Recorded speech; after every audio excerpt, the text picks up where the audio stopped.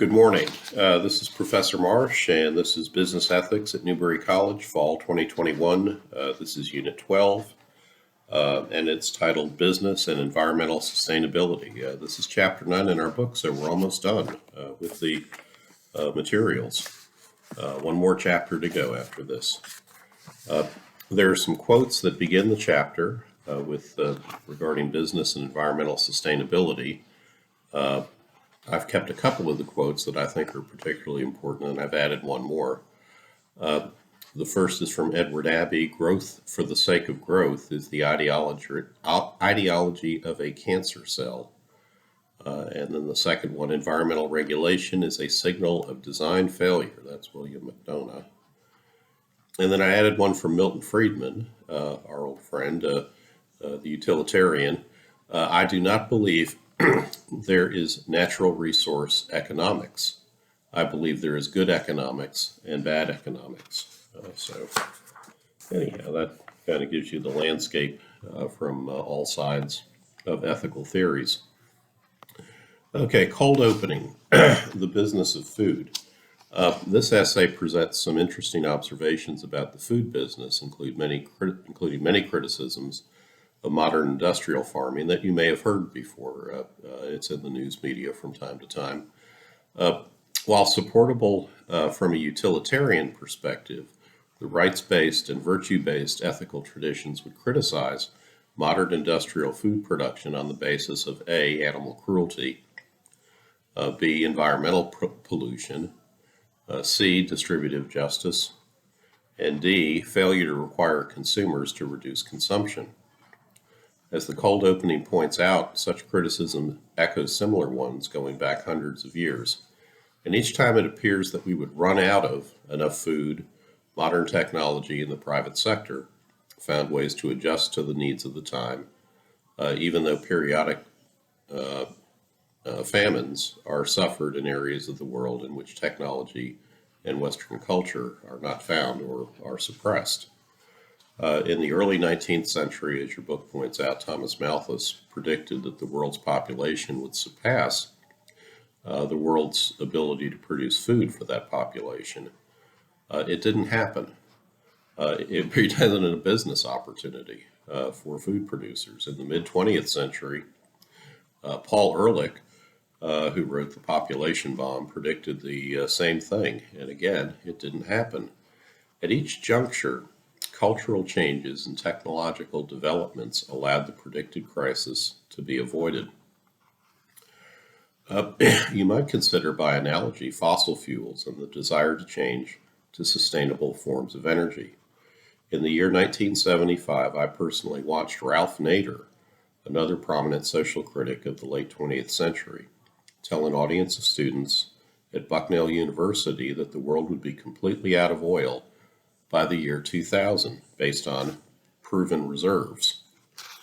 Nader also told us that the only reason we don't currently, back in 1975, have clean, abundant, free solar energy is because Exxon Corporation doesn't own the sun. That's a good applause line, but of course, we all know by now how these predictions worked out. Exxon never bought the sun. Proven reserves expanded exponentially because of technological developments, and we're still a needed technological revolution, a clean, sustainable, affordable battery system away from sustainable energy future that was desired as far back as the 1970s, back when Earth Day started. I was there for the first Earth Day recycling.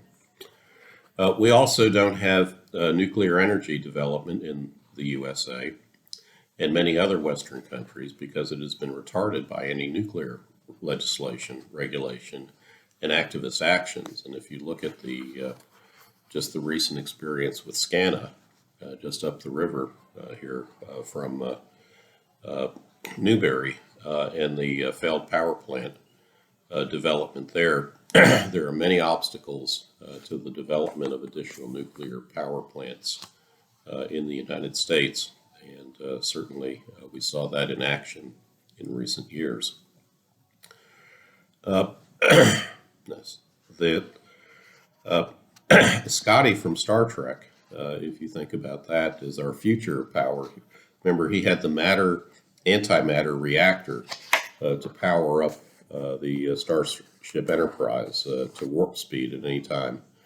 Well, that's not going to happen anytime soon unless we get those nuclear engineers back to work.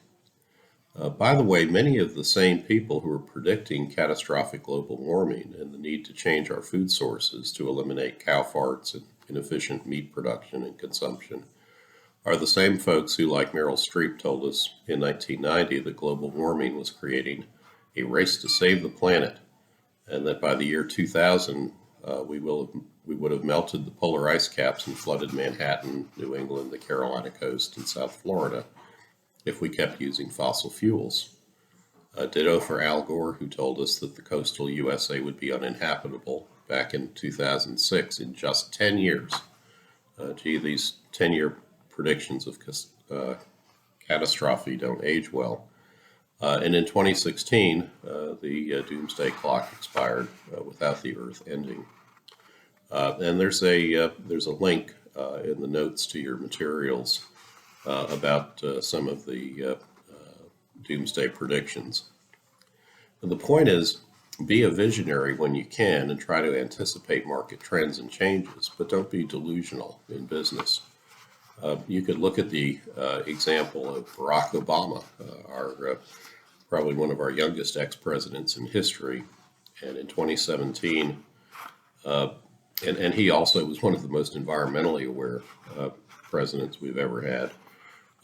He famously bought his post-presidential residence on Martha's Vineyard, an island in the Atlantic Ocean off the coast of Massachusetts, for about $12 million, which at that time I think was a very large percentage of his net worth. He didn't come from money. And the property he bought is about 10 feet above sea level. However, at an average increase of the sea level at 9 inches per century, at least in recent centuries, the former president and First Lady Michelle and their family are going to be just fine for at least until the year 3000 or so. So it seems. Okay, the chapter objectives, chapter 9, and this is unit 12. So we want to look at environmental challenges and business opportunities. We want to look at values in environmental decision making, market-based and regulatory-based environmental policies, businesses' environmental responsibilities, inadequacies of the market-based approach, inadequacies of the regulatory-based approach. We're going to look at the definitions of sustainable development and sustainable business. We're going to look at the business opportunities associated with the move towards sustainability and sustainable principles of eco-efficiency, biomimicry, and service. And then we'll also look at marketing and sustainable business. Okay, first topic, environmental challenges and business opportunities. Take a look at figure 9.1. The natural steps funnel. Environmental problems and regulations create opportunities for business that can imagine what a sustainable future is going to look like, and then think backwards to the present to take the steps necessary to reach that future. It's called backcasting. It is a brilliant way to plan. I suggest that you do this with respect to your own futures. Imagine where you want to be in 10 or 20 years and then walk back through the steps that you're going to need to take in order to get to that future. That could involve setting interim goals, whether it's for future education, whether it's for jobs and job experiences, life experiences that you want to have. But backcasting, it's a way to be a visionary and then also to take practical steps to accomplish that vision.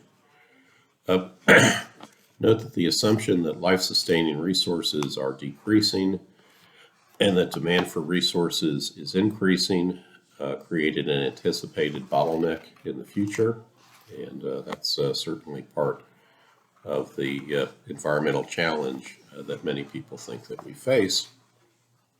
But what we want to do through innovation, creativity, and the unlimited potential for change is open the walls of that funnel and eliminate the bottleneck.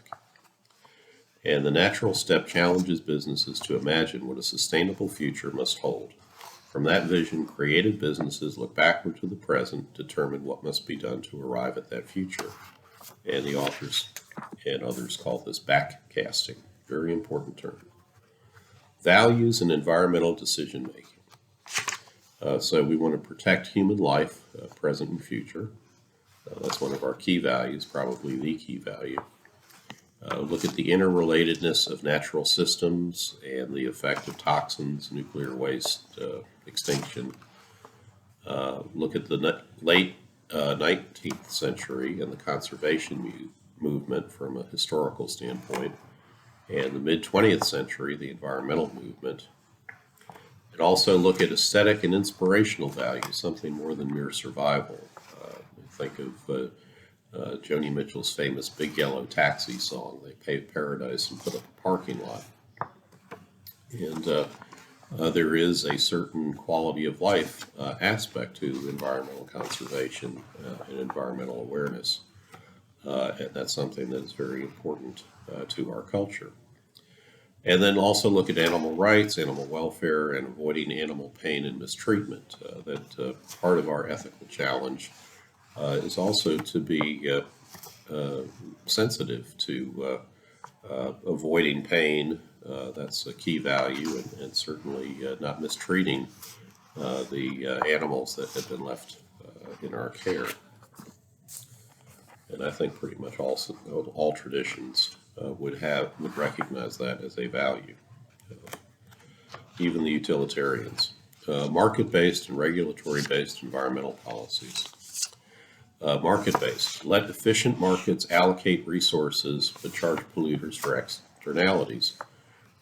So the example that Milton Friedman gives with the car industry, market-based kind of utilitarian value, is don't require seatbelts on automobiles because that's personal choice. If you want to be safe personally, you can get your own seatbelts and have them installed, but don't require everyone to have them because that's simply about your own personal protection.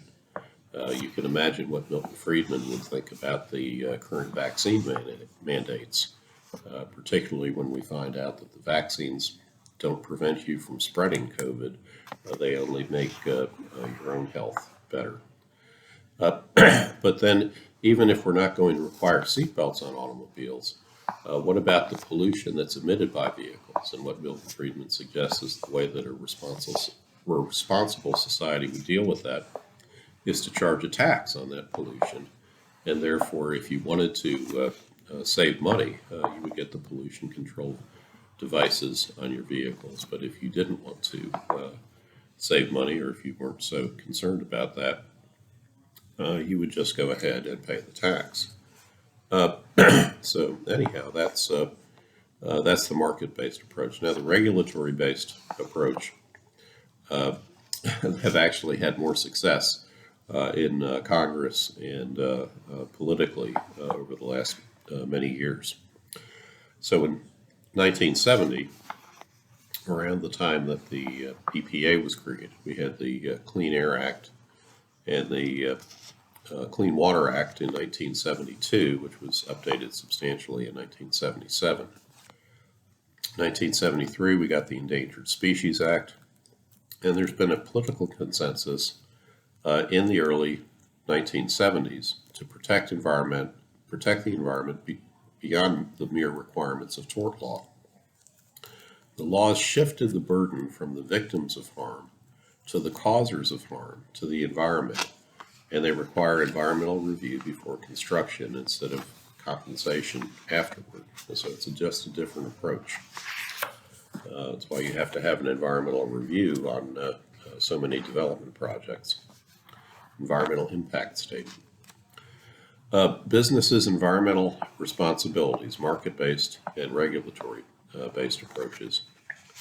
The optimal level of pollution comes from establishing minimum standards. Reasonable pollution can be tolerated as long as air quality is safe enough to breathe and water quality is suitable to drink without costing too much. And you see this if you ever look at the reports by our water departments or other uh, agencies that track clean air. You can see how many parts per million or parts per billion are considered the tolerable level of environmental degradation, and then you get a red flag if it reaches above that level, and if there is a release, then there is ameliorative steps that are taken to fix that situation.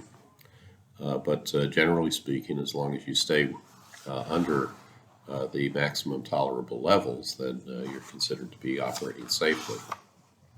It's balancing of the risks and benefits by a free and competitive market, but subject to the regulatory minimum standards of safety. So it allows the market to operate, but with certain minimum standards. And government only steps in if the minimum standards are breached or threatened to be breached by business.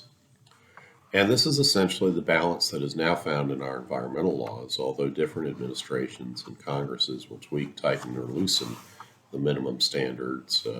Example might be the CAFE standards for vehicles in the various manufacturers' fleets, the fuel efficiency standards that are permitted, or by the complexity of the review procedures. Sometimes regulations become easier in some administrations and then become more complex and difficult to comply with in others. Now, the inadequacies of the market-based approach are these. Sometimes you can't measure and assess the full externalities cost of environmental pollution. How long does it last? If you have a nuclear event, is the half-life, hundreds, thousands, or longer of years. So you have to watch out for that. Certainly, a release of plutonium into an environment would have a very long period of costs for the externalities of that pollution. Just look at Chernobyl, for example. No markets exist to create a price for important social goals, such as endangered species. What's the cost for losing a species? Scenic vistas. What does the Grand Canyon, vision work? And if it was defiled in some way by, I don't know, if it was. Well, it might be hard to quantify that one, but I guess they could always, pond up another dam in the Grand Canyon, and I don't know if that would improve the vista or not, but certainly change it.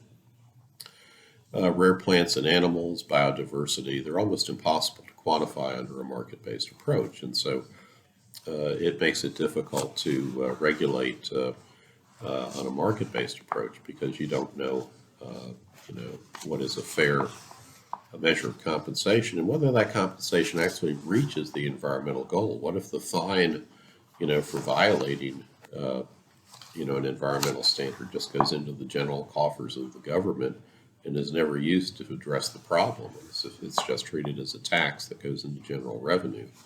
Then you have a breakdown in that system as well.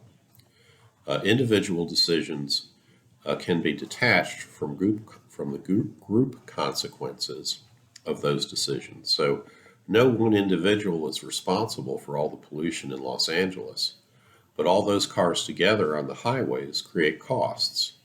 And those CAFE standards I mentioned a minute ago for vehicles are intended to reduce the impact of collective individual decisions by forcing manufacturers to create sales fleets of more environmentally friendly vehicles, and gasoline taxes, which encourage consumers to purchase fewer gas guzzling cars. So that's that's that. Okay, the regulatory-based approach, those minimum standards, what are the inadequacies of the regulatory-based approach? Well, one of the inadequacies that has been noted is who provides the regulations? Well, oftentimes business lobby, or perhaps the revolving door between business and regulatory positions dilutes the effect of regulations. For example, an example the book gives is the CAFE standards exemption of SUVs and light trucks from the automotive restrictions. Business marketing can affect consumer choice in a manner that magnifies the externalities. So businesses that are unhappy with the regulatory approach sometimes can defeat the effectiveness of the regulations with skillful marketing and advertising. Laws might fail to address some externalities or only do so in limited jurisdictions. So California might have very tight environmental standards, but as the wind blows perhaps from the south to the north, maybe Arizona's less demanding standards could contaminate California in some places, or perhaps the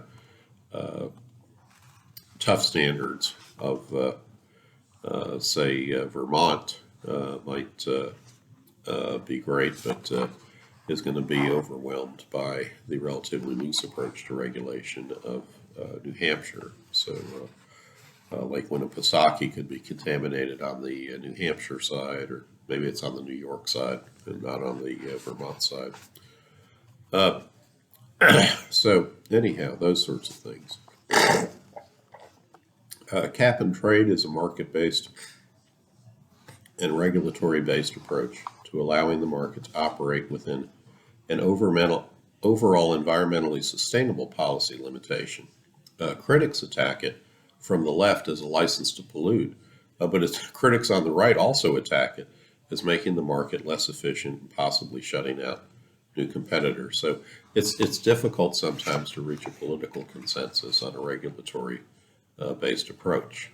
And as we've seen in recent years, as politics has become increasingly politicized, it seems as though the middle, which is sort of where the regulatory people are found, has evaporated. People have moved to the extreme right and left.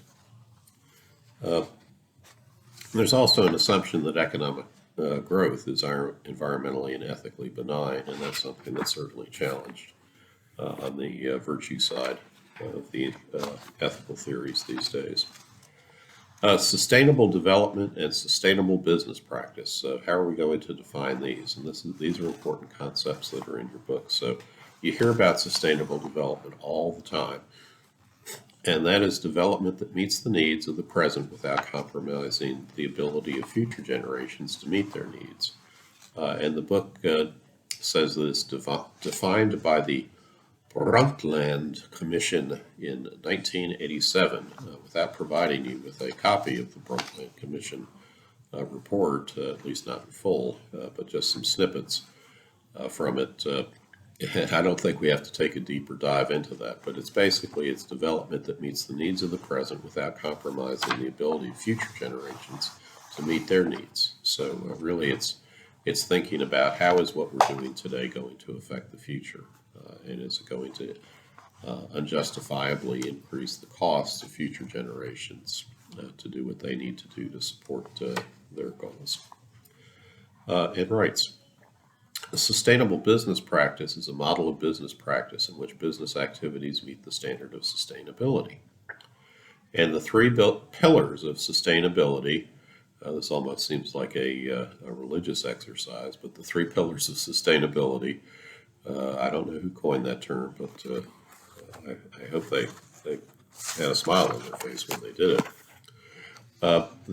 These are the factors that are used to judge the adequacy of sustainable practices. Sustainable development must be economically, environmentally, and ethically satisfactory. So that's the three pillars of sustainability. Economically, environmentally, and ethically. Yeah, ethics, business ethics. Good. Okay. Good term. Business opportunities associated with the move toward sustainability, also known as the business case for for a sustainable economy. Sustainability is a prudent long-term strategy, and that's true. I mean, if you can do something in a with renewable resources as opposed to depletable resources, you're certainly ahead of the game because you'll have resources in the future. Huge unmet market potential among the world's developing economies can only be met in sustainable ways, or at least that's the assumption. We'll see. We'll see. Significant cost savings can be achieved through sustainable practices. That's certainly true. Maybe not in the short term, but over the long term. If you don't deplete a resource, its price is economics tells us there'll be a greater supply in the future, and it'll keep the price under control. Significant cost savings can be achieved through sustainable practices. Competitive advantages exist for sustainable businesses.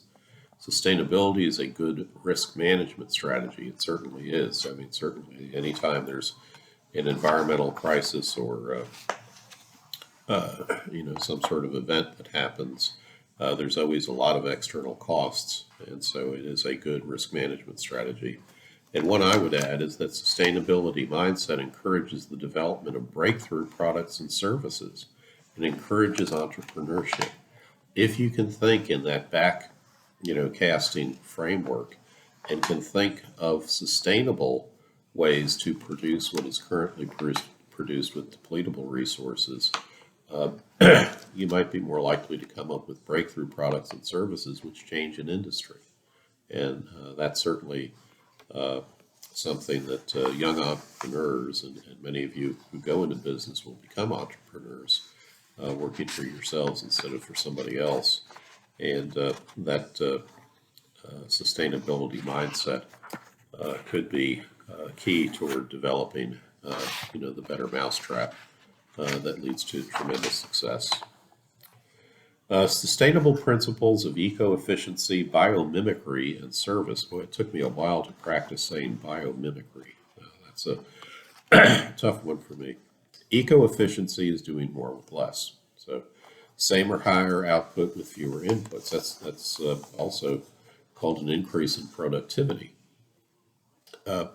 Closed loop production, that seeks to integrate what is presently waste back into production in much the way that biological processes turn waste into food. It's a form of biomimicry, so closed loop production. And I've had some experience with that. I'll get to that later. Cradle to cradle responsibility holds that a business should be responsible for incorporating the end results of its products back into the production cycle. So if you produce products that then have a waste component, and perhaps that waste is toxic, you should be responsible for how those products are going to get back into the production cycle, and if they can be recycled, or if there's some way to safely dispose of them. A service-based economy interprets consumer demand as a demand for services. For example, it's clothes cleaning, floor covering, cool air, transportation, or word processing. Thinking of those type services rather than thinking about products such as washing machines, carpeting, air conditioners, cars, and computers. So you're really thinking about what business you're in. And the business that you're in is providing a service. And how you do it isn't so important as how you can provide what the consumer wants out of the products that you sell. Can you find other products? Can you think about other products that will provide that service for the consumer? Maybe in a way that's more environmentally friendly, maybe in a way that is somewhat taking advantage of new technology to provide it in a more efficient way, or perhaps in a more sustainable way. Now, with respect to closed loop production, I had a client who was in the Carolinas, originally was in the textile business, and as you probably know, the textile business, a lot of it has gone overseas. But my client noticed that there was a lot of waste from sawmills including sawmills that they had in one division of their business, that could be turned into wood fiber. And then they could use their textile experience to weave that wood fiber into mats that were embedded with grass seed to be laid as erosion control mats along the highways. And they were so successful with this that they actually were able to obtain many very lucrative contracts with road construction development companies, and were able to completely retool and reuse their physical plant in this new business. And that was a win-win, and certainly something that took what was otherwise waste that was going to go, into a dump someplace, and reuse it in a way that was very profitable, and also provided a secondary environmental benefit with the erosion control. Okay, marketing and sustainable business. Sustainable or green marketing is marketing to products on the basis of their environmentally friendly nature. And I certainly showed that in the past with the example of the coffee sleeve that had the what I called virtue signaling, but it had claims of, the coffee was farmed with fair trade practices, and this coffee sleeve was made of recycled material, and it was also recyclable after use, and the coffee cup was recyclable, and I forget what the other one was. There were about 4 of them. But sorry about this. A little bit of allergies this morning. But the 4 P's of marketing, think about those with marketing and sustainable business: the product, the price, the promotion, and the placement. With the product, understanding what the consumer actually wants. B, product design and packaging that demonstrates sustainability. Consideration of take-back legislation requiring the seller to provide for green disposition of its used product. Price, taking into account the environmental costs and taking a long view of the return, even if higher upfront costs stretch out the break-even period for a new product. Promotion, educating consumers on the value of sustainability, and B, green labeling, and C, avoiding greenwashing. So, don't claim falsely to be green when you're not. That can certainly hurt you with the market. I think those of you who follow politics and PETA, the People for the Ethical Treatment of Animals, were found to have been mistreating stray dogs, and that certainly hurt them, their claims to ethics and environmental friendliness, not to mention animal friendliness, poor little dogs.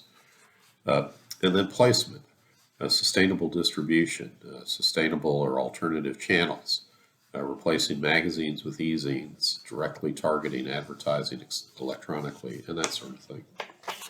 Okay, so that's business ethics and environmental sustainability. It is chapter 9. The next time we'll do our final chapter, which will be chapter 10 and unit 13, and that will complete the written materials for Newberry College's business ethics course in 2021 in the fall.